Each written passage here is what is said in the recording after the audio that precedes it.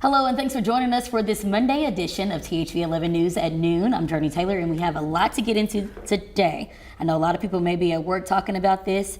The weather, I was up late last night, well, late for a morning show girl. Oh, same here. You already know. Watching you and keeping up with the weather. It was a wild end to the weekend. We had some crazy weather yesterday that we're going to be talking about probably for the upcoming day.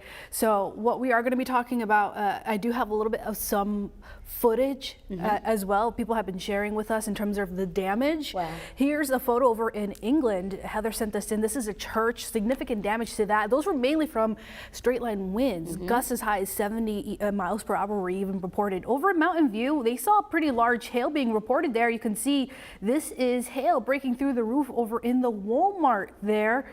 So yeah, lots of damage to buildings. We've had quite a bit of storm reports, at minimum at least 80 from the storms that rolled through yesterday. Lots of wind and hail reports. Live radar, we're beautiful now. It's like the calm after the storm, although there's still a little bit of a stray thunder shower over far southwest Arkansas that's fizzling out. Right now, it's quickly heating up. We're at 90 degrees. Beautiful day, not nearly as humid as it was yesterday, in the upper 90s as well. We'll be in the low to mid 90s this afternoon with beautiful sunshine in the forecast. Southern portions of the state could still linger on to warmer temperatures, so heat index still in effect for them until later this evening. But we have some hotter days in the forecast coming up. A lot to look into. Thank you, Carlisle. I know that I have a beautiful day now, but that wasn't the case yesterday. And we want to go to one of the hard hit areas in last night's storm. That's Carlisle. We learned this morning that 2 people there were killed during last night's storms. Now, our Ian Russell is there right now. Ian, what can you tell us and what are you learning? Hey, Jurnee. Yeah, it is a unfortunate scene, a sad scene out here. Speaking with neighbors, it's just kind of tough to see. And we had a chance to catch up with Lonoke County Sheriff John Staley earlier this morning, and he confirmed to me 2 people did die out here in Carlisle due to those storms last night after a tree fell on a trailer here. We're at the corner of West 10th and North McDonald Street here in Carlisle. I want to step out of the way and show you this trailer back behind me. This is, like I said, West 10th and North McDonald here. You can see how strong these winds had to have been to knock this tree over, just pull it out of the ground there, and you can kind of see there, it kind of clipped the back end of the trailer, just kind of smashing the side there. The other side looks okay, but that side there, obviously just a sad scene. Sad and tough to see out here. We're going to get more information from Sheriff Staley. We'll do that after we get off the airways with you here, but we did catch up with some neighbors across the street here. I spoke with Louise, and she told me, you know, with neighbors here, you don't know them personally per se. It's not as if they're family or things like that, but they're neighbors. You know them. It's the people you wave at when you get home from work.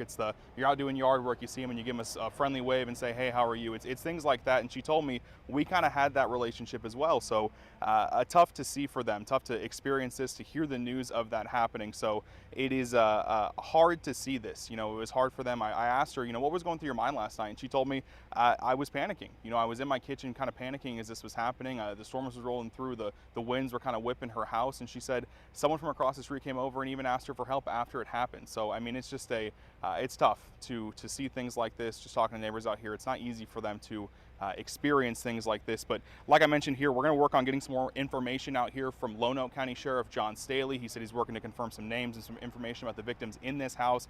When we get that information, we'll of course be sure to share it with you both on air and online. Jurnee, though, let's go ahead and send it back to you in the studio. And thank you. Panic is an understatement. Yeah, it's unfortunate to hear those news, especially as a meteorologist. And we always tell people, even if it's not a tornado warning, a severe thunderstorm warning is just as impactful. And it felt like it picked up so fast, so quick. It really did, and the winds were just absolutely destructive. Yeah. For sure. Yeah. Well, Ian has been out there for about an hour, so I know we'll have more from him around the 5 and 6 o'clock hour. You want to be sure you tune in. Now, Carlisle was just one area of the state impacted by last night's storms. Here's a look at the magnitude of the power outages in Arkansas. Right now, there are more than 97,000 Arkansans still without electricity. Things have improved quite a bit, though, over the past few hours. A little after midnight, that number was well over 120,000. Now, if you haven't already downloaded the THV 11 app, now is a great time to do so in your app store. Thousands of people streamed our live coverage last night after they lost power. Plus, you want to be sure you enable alerts to be notified of severe weather warnings for your location.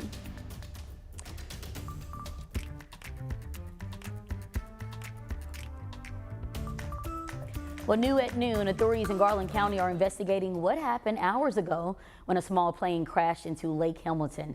Here's what we know right now. Deputies from Garland County Sheriff's Office say that just after 8 a.m., they were called to Lake Hamilton near the area of 161 Port-au-Prince for the crash of a small engine 177 Cardinal plane. Now, several agencies responded to help get the two people inside of that plane out of the water.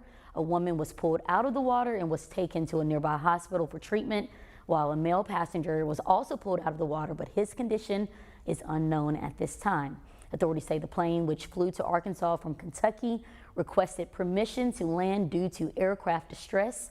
The final destination is unknown at this time, but we are still working to get more information about the crash and will provide updates as we receive them on air and online at thv11.com. Now, Sunday, Bill Clinton returned to Little Rock. The former president and Arkansas governor sat down with former Maryland Governor Larry Hogan at the State House Convention Center. They shared their thoughts on civility, inclusive leadership, and bridging political divides. Clinton also spoke about how the political field has changed since his time in office. And that's the fundamental issue in American politics today. I believe you cannot have a predetermined ideological position, especially one that is fact-free. Now, at the end, both politicians called for more collaboration across party lines. We've learned that one of Clinton's biggest challengers, Little Rock civil rights activist Robert Say McIntosh, has passed away. He came to fame in the 70s and 80s with his Stop the Violence organization. He also started the Say McIntosh Foundation. Here at home, he was well known for his sweet potato pie fundraisers in the community. He was 79 years old. Now, Little Rock Mayor Frank Scott Jr. released a statement in part calling McIntosh, quote, a true Little Rock legend, businessman, and activist.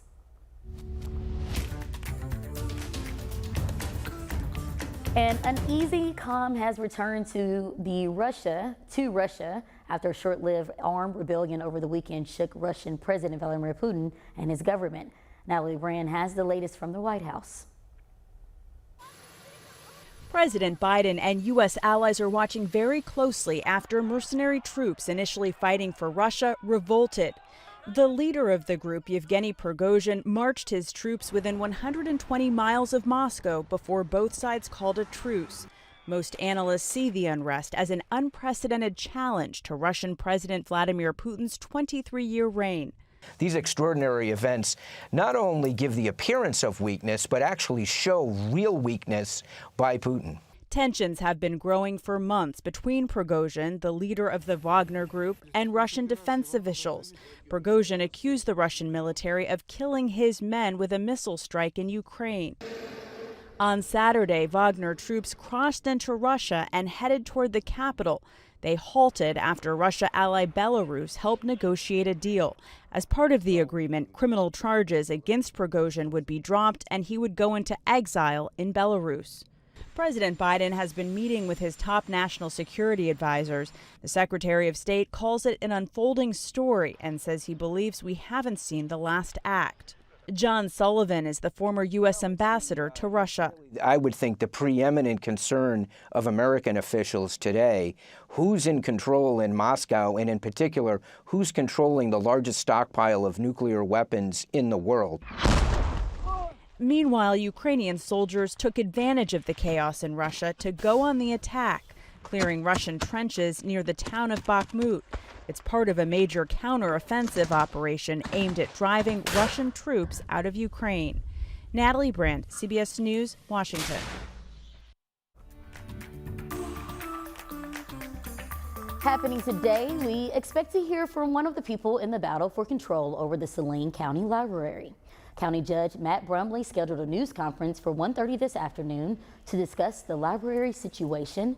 As we first reported last week, the Quorum Court is considering an ordinance which would strip the power of the library board and give control over library operations to the county judge. This has been a big issue for months, and ever since the Quorum Court passed a resolution requesting books that some parents consider inappropriate be relocated from the children's section. Now, those against the ordinance say it's retaliation for the library director opposing the new restrictions. Also happening today, officials are holding the first of 2 public meetings for the Lake Conway renovation project. It's in Conway tonight at 6 o'clock at the Rogue Roundabout Restaurant. The second meeting is at the same time Thursday in Mayflower at Mayflower City Hall. Staff members from the two cities will be there, as well as the Arkansas Game and Fish Commission, available for anyone to talk. Now, last week we inadvertently said that this first meeting was happening last Thursday, but it is tonight. We do apologize for any confusion that may have caused. Today in North Little Rock, work starts to turn a piece of history into something useful for the community. Mayor Terry Hardwick and other officials will gather to begin demolition of the former Argenta Elementary School.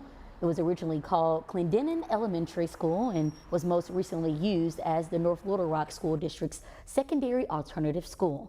Now, the city bought the property last year, and now they're using it to build a new fire station for the Mid-City neighborhood. Well, it's Alzheimer's and Brain Awareness Month, and in just 6 minutes, we'll walk you through what you need to know to spot the early signs of dementia. But first, let's check in with Carlisle. Carlisle, what can we expect on this Monday?